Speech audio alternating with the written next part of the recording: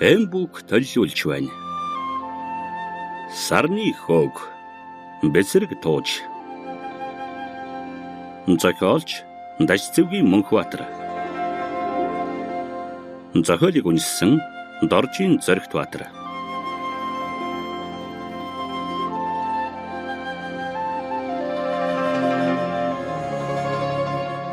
Тэргүүн хэсэг.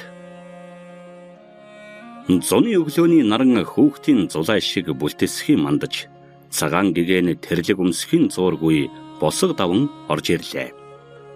Ханын ширээр цэцгийн үнэрт сэрүүн тунгалаг агаар сэнгэнэхэд амтад зүүд дөнгөж гарааны зурхайгаас эргэнэ. Мэчэд гоо мөргсөн зуны дунд сараажаам. Нэмгэн хүнчлөө хөлдөө ороож хуучин тэрлэгээ овоолж дэрлсэн чээрэг бор залуу хөгшин үнэнийхээ яргалах чимээнээр сэрээд гадагш анирдан хэсэг хэвдлээ. Ганц бот цахилдгийн 5 хөх цэцгсийг тойрсон ээжийн мөрийг харах нэ. Өрхний оосоор дайлан татах бүрийдээ өнгөтийг өрөвдөн хайрладаг өгөөмөр сэтгэл нь бэлхнэ. Салхиар сэрчигнэх цэцгсийн ягаан цоохор дэлбэ бодлын шүүлтүр мэт жирс хөдлөнө. Гөлөрч хэвцээр нэг мэтгэд нүднээс нулимс урсжээ. Өвсний ёцороос дээшлэн өгсөх өнчин шоргоолжийг аживал хаашаа явж югаан болдоо хөөрхий гэмээр.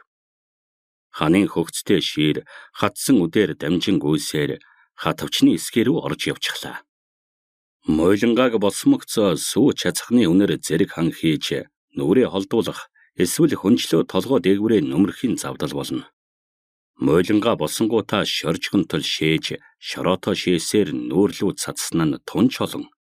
Тэр байтугай бороо ширвсэн орж үерийн ус урсаж байна гэж гүн нойрондоо түгшээд сэртэл мойлонгаагаа бараг нүүрлүү шээж байсан билээ. Төл сайт хөгшин хөрөгч үнэ дааган гэрийн хаяанд инхүү байнга хэвтэн. Салхинаас нөмөрдөнгөө харгалын элчийг бөөрөөрөө мэдрэх гэж тэрээр том жижиг гэр нураах шахам хэвтдэг үзээ. Дарам хөнжлийн сэжүүрт гүүх цохорхойг авч алган дээрээ гүйлгэн хэсэг арснаа навчинд буулгаад өмд цамцаа хайн босож ирлээ. Худал залдаг хүнд толгойтой өснө шувууны үүр шиг сэгсийг бөгөөд хууд сахал нь бас нэлээн ургаж цогтой хар нүдийг улам тодруулжээ. Ховцос хунраа өмсөн гараа өргөх бүрий сугных нь ус баваах энэ залуу ир үздэл эрүүл чирэг ичнээ жавхаата төржээ. Нөмгөн тэрлэг эгэлдэргэлэн гадагш харавал ээж нь мойлонгаагаа аажуухан дуусаар зэлэндээ хүргээд урд хөлийн аргадан тушиж яваа харагдана. Энэ зун мойлонгаа их ааширхав болсон гэхийг дуулаад намар тогоо тослвол таарна гэчгээд ээждээ ороолгуулснаас хойш дарам зэлэн дээр эвгүй үг хэлэхэ болжээ. Ээж мойлонгаа хоёр яан ийн тааллаараа болог. Дарам нүүр гараа угаад сууснаа нэгийг санав бололтой том гэрлүүгээ яран орлоо. Өнөөдөр чухал өдөр. Хоёр саахалтай найз гаанжгаатайгаа хамт өтөг бууцны үзүүрийн дээд үйлчөөнд хурч нэг сони юм үзэхээр тохирсноо мартах шахжээ. Морио санд минь дэмэллээд гаанжгаанх руу яран давхих хүүгээ ээж нь хараад толгой сэгсрэн хоцров. Оройтож гарсан хэнцхүүдээ ээж аав нь ямар үг хэлэх виш. Аав ээжигээ амьд сэрүүнд арахчил явг гээд аясаар нь өсгсөн хэдий ч азар дарам аашаа эвдэж хэл үгэнд орооцолдохгүй мөрөөрөө торинсоор хорхирчээ. Нэг шамдахаараа зэгсэн ажилсах хүүгээ ээж аав нь эрхлүүлэх хаястай өхөөрдөн амын дагуулan хэсэг харзнана. Түлээ модоо татан хонь малаа ноосолж үхэр адуундаа мордон аавыгаа хариулга ээлжнээс чөлөөлж 10 гаруй хоног сэтгэл юуг нь баясгадаг хүүдээ хэн үг хэлэхэв. Тэгснэ хэд хоног алга болноо. Дуулвал гаанжгаатайгаа сум орж үзүр үйлчлэгээ сонирхон яваа сонстно. Заримдаа аймгийн төв хурч бууны сум авчраад даруй анд мордсон гэгчлэн хатуу зөөлөн сурагт гэрийнхэн нь одоо түгшгэ болжээ. Аав нь хоньны захад хүүгээ дурандаж суугааг хараад дарам давхиан дундаа гараад аллаа. Дэнжийн бүдэг замаас дугуйрсан эрэг рүү бууж зүлэг давн дундуур дөтлөн явсаар айлын гадаа ирэв. Гаанжгаан ээж гэж орсгоо шүдтэй ёлгоон нүдтэй шаравга бий. Нөхөр нь үдээр шиг хар хүн гэртээ бараг л тогтохгүй.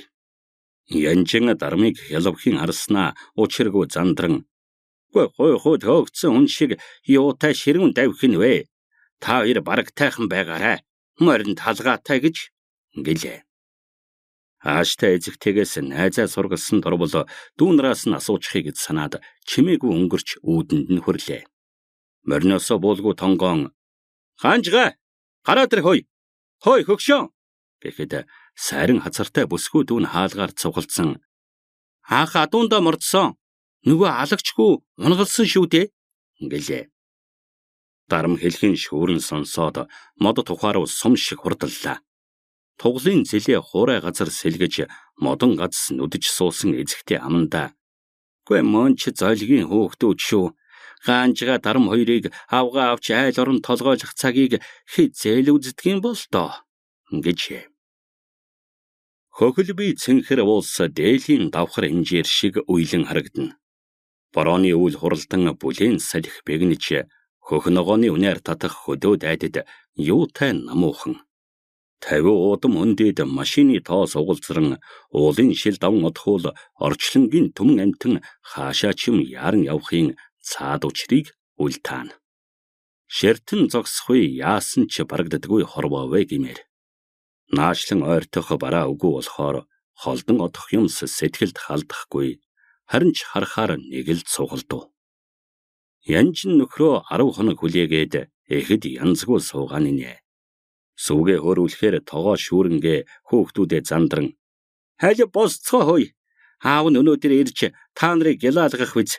Гэр орноо цэвэрл" гэхэн нэгийг нөгөөхөөр наймаалцахтаа гаргууд эсвэл ямарваа юмны арга ивийг олж хэдэн хүүхдээ хөдөлгөж сурсан эхийн ухаан алин болох нь үл мэдэгдэнэ. Аавыгаа ирнэ гэх сургаар хүүхдүүд баярлан хүнжил гудас дээл хувцсаа эвхэж хоймор үдэрээ нүцгэн шалдан гүйлдэж эхэллээ.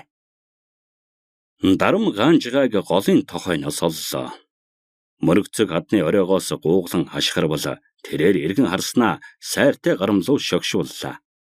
Уулзмагцаа нялхунахтай болсноо хөөрн ярьлаа. Адуу цөвтэй айл хаанаас ч юм нэг алагчгүй олж ирсэн нь унгалж гин. Хоёул голын тохойд адуугаа шахаж хураагаад юулсан морио герт нь хүргэхээр тохиров. Усны захад адуу тойрон иргэн.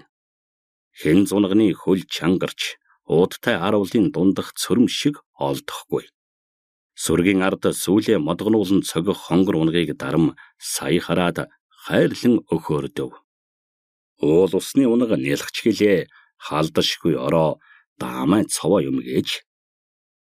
Найзууд нааш цааш явсаар өдрийн тал өнгөрсөн ч өнөөх сони юма үзэх тэмүүлэл нь нэцсэнгүй.